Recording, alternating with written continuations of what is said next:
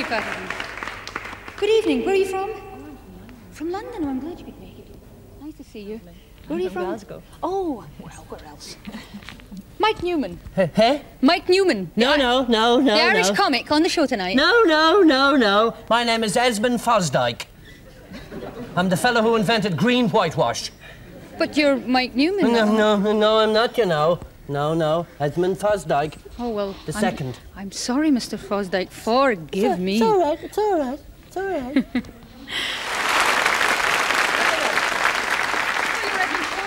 Lena Martell. From the audience, Esmond Fosdyke. Esmond Fosdyke. No, my name is Mike Newman. Good luck to you, that fella, you know. The fella in the audience, his name is Chester Snavely. Oh. Tell you what, you go and take the weight off that dress, and I'll have it and think about it, and I'll have a talk to the people. Oh. Good luck. What a strange woman. Welcome to Scotland. How are you?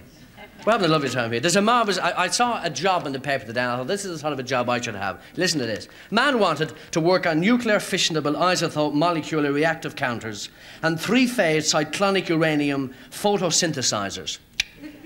No experience necessary.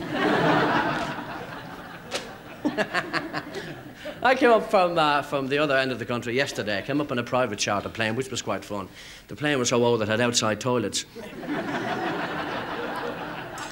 This is the thing, you wouldn't know. In America, they have films on the planes, pictures, which is great, you know. There's a little Irish lady flying from Seattle to New York, and she's just seen the picture, the 10 Commandments, and the plane hits some turbulence and rockets around the sky. And the little woman thinks, well, I've just seen the picture and I've read the book, and I think we're going to meet the original cast. So we landed, which is always a good thing. We landed. I was having a drink at the bar. I often have a drink to steady myself. Sometimes I get so steady I can't move. Because all my family are drinkers. I had a grandfather lived to be 102 years of age. Drank a glass of whiskey every day of his life. 102, glass of whiskey every day. I was at the cremation. The flames wouldn't go out.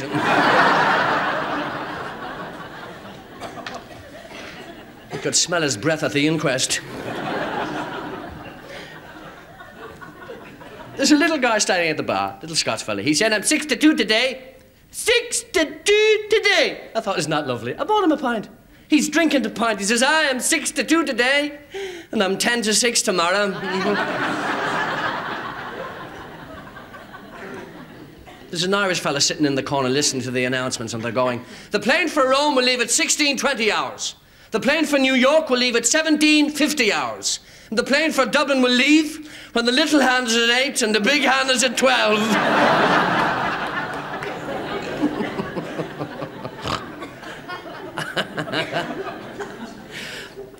I'm not a gambler.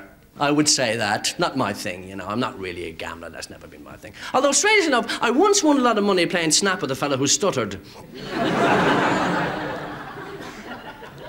I'm the sort of fella, if I back a horse, it'll be the only horse in the race to start from a kneeling position. That's the thing. But poker, now there's a thing. Now, if you, I don't know what a winning hand is in poker. There's just a second. Don't go away. Don't move. Excuse me, young man. Do you know what a winning hand is in poker? Yes, I do. What is it? A royal flush. A royal flush. Thank you. Wonderful. Thank you very much. This strange man standing there, knowing all that in a moment. Ah, good luck. A royal flush, that's a hand. You've got a hand, this is the winning hand. Now, listen, this is a weird thing. There's 4 fellas been playing cards for 3 days, and this fella hasn't had a hand. Not one hand in 3 days. The smoke, the green shades, the concentration. He's done about 600 quid. He figures, I'll do the last 30 and I'll go home. He calls a hand, puts his money in, pulls out a hand. He's got a royal flush. Suddenly the fella sitting there topples over onto the floor. Fella says, don't anybody move. Don't anybody move. I'll just check and see what's wrong with him. Comes up, he says he's dead. And the fella sitting opposite says, what are we gonna do? And this fella with the hand says, I think as a mark of respect we should play this hand standing up.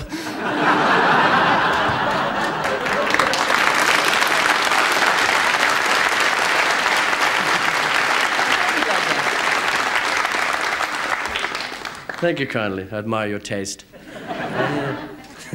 My mother is the biggest, strongest woman in the world.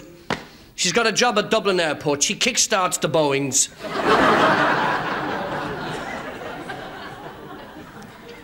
My father was never a great success in life. Not really. See, he was a burglar, and my mother wouldn't let him go out at night. They never wanted me. They never wanted me. They used to put a live teddy bear in me cot. I went to a strange school. We didn't have holidays, we were paroled. I remember saying to my father one day, Daddy, are we descendants from monkeys? He said, shh, son, don't talk about your mother's people like that. We had a cat, Buster for Jones. Big thing. Actually, it was quite dangerous that we had his mane cut off.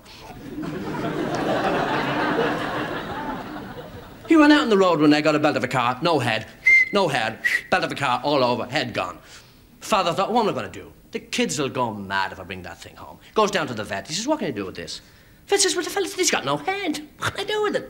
Well, he said, I thought, well, all this transplants and putting things in people to do something with the cat. Fella says, well, I had an owl brought in this morning. I could put the owl's head on the cat and see what it looks like. He said, okay, it'll do it. So we did this. He put the owl's head in the body of the cat and brought it home. He walked in and said, what's that? He said, that's the owl cat.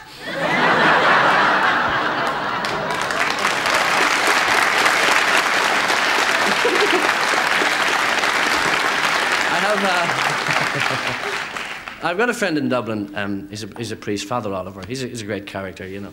He talks about hell as if he was born and reared in the place. He go to Mass. He was going to say Mass in a small village, and he missed the bus.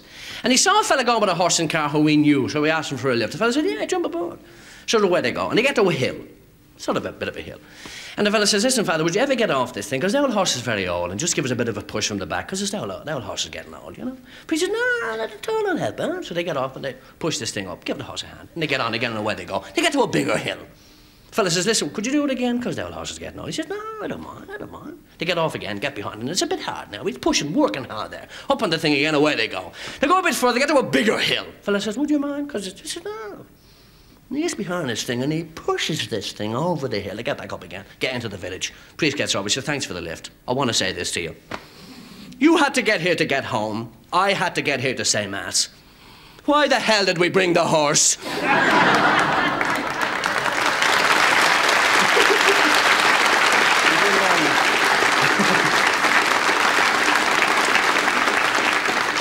There's a fellow waving at me over there. That's the thing about television studios. You're only getting the filler things that are waving. Get off, get off! That's part of the thing. I usually sort of finish sort of big. I usually do a juggle with 2 ton of loose soot. But instead, I thank you for listening to me, and from yours truly, Mike Newman, may the good Lord take a liking to you all, but not too soon. Good night.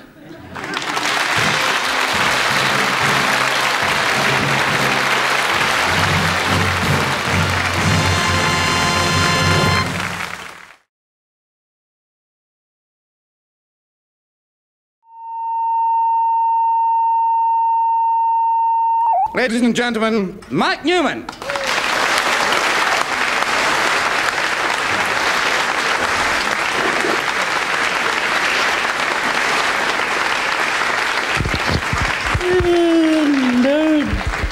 Lord God, how are you? Oh, God.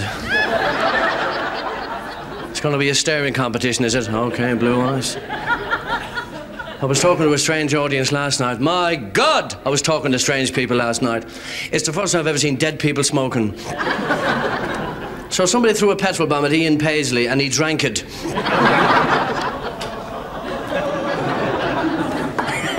Hey, the band are working well, right? That's really good. Nice to see you, nice to see you. We've got a great show here this evening. We've got something for everybody. For the ladies, we have some fine-looking men, and for the men, we have some fine-looking women. And for the people who like good, clean family entertainment, we have the exits. I came over from Dublin yesterday. I go back and forward a lot to Ireland. Came over in the Irish airline company, Air Fungus.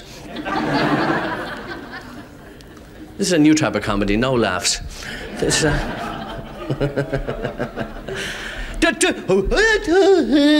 I love an Irish song.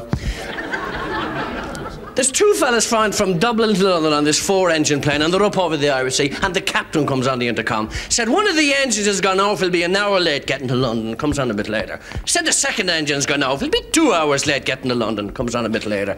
Said the third engine's gone off, he'll be 3 hours late getting to London. And this fella says to his friend, you know, I'm going to tell you, if the other engine goes off, we'll be stuck up here all day.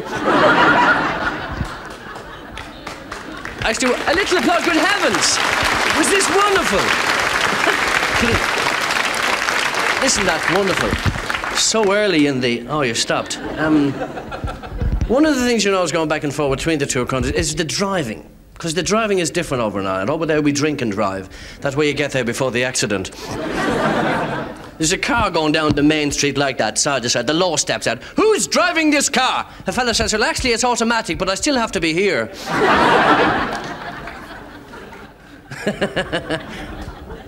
No, the driving is very... The driving is so dangerous over there at the moment, saying Christopher is thinking of calling in all the badgers.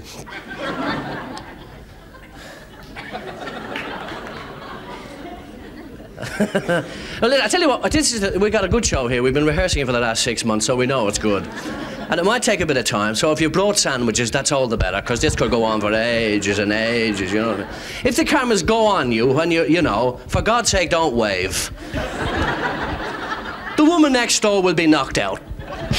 But 17 million people will say, who the hell is she waving at? And if you're sitting with somebody you shouldn't be, this is the moment to change. Ladies and gentlemen, Zal ik?